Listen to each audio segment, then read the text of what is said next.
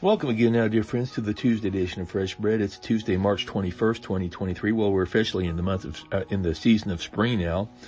And remember, the meteorological season of spring is that one that starts March 1st. The astronomical started Monday, or March the 20th. So yeah, we're back in, we're in springtime. Yeah, I hope it feels like it. It's supposed to be a little bit warmer this week. I've seen snow fall in March, April, and even into May before. Usually not a lot in May, but we have had some pretty good little snow events. And of course, I've seen it as early as October here in Kansas. So sometimes our winters can stretch out, can't they?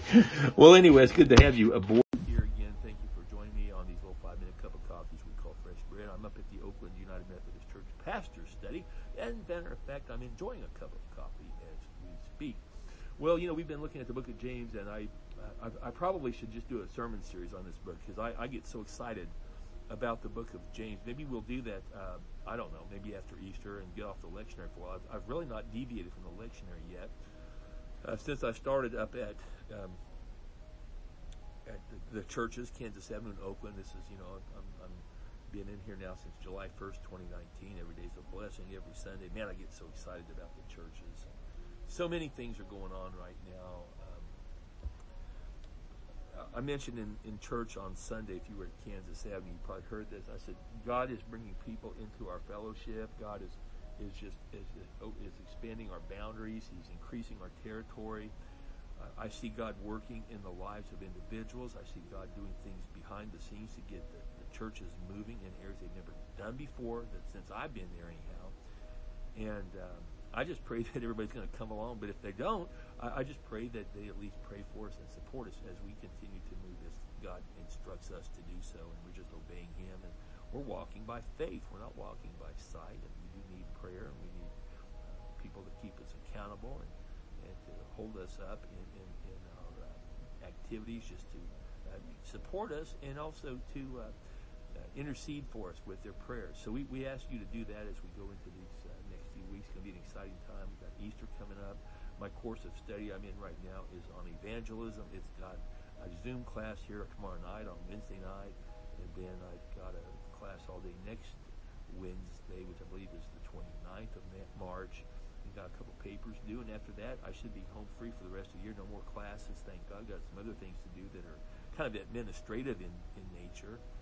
But I'll be able to hopefully really start looking into ways to minister in ways we have not done. And my goal is to get others in the church sort of trained to follow along, maybe to be a mentor to several people, those who would like to maybe take on leadership. And even if they think they don't want to, if I think they're qualified, I'm going to encourage them to do it.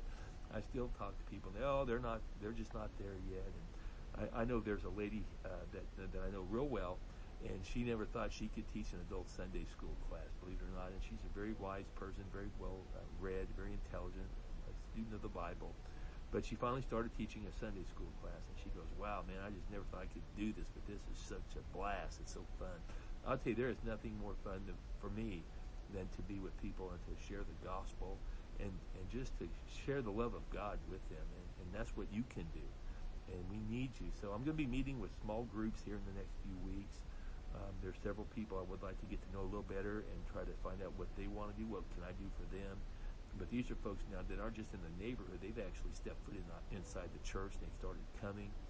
And I want them to know how much we appreciate them and maybe what we can do to help them and to encourage them to use their gifts that God has given them.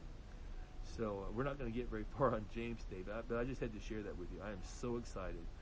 God is working behind the scenes. He's pulling people together. I'm getting calls from people I've never met before. We're meeting together, and they're sharing their vision, and it fits in with our vision. And they're going to be able to do things maybe that we're not capable of doing, or at least that we're not doing at this time. But we can join forces with them. We can partner with them.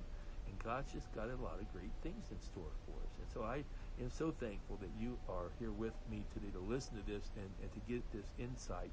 If you want to share this with others, I really wish you would. I really wish everybody in the church would listen to these, because this is where I really share what's going on and what's so important to me. And I just pray that it would be important to you as well. Again, just pray for us as we move into these new areas and these new avenues of ministry. Well, tomorrow we will talk about the first chapter of James. Until then, have a great day. God bless you, and we'll be back for more Fresh Bread on Wednesday. God bless you.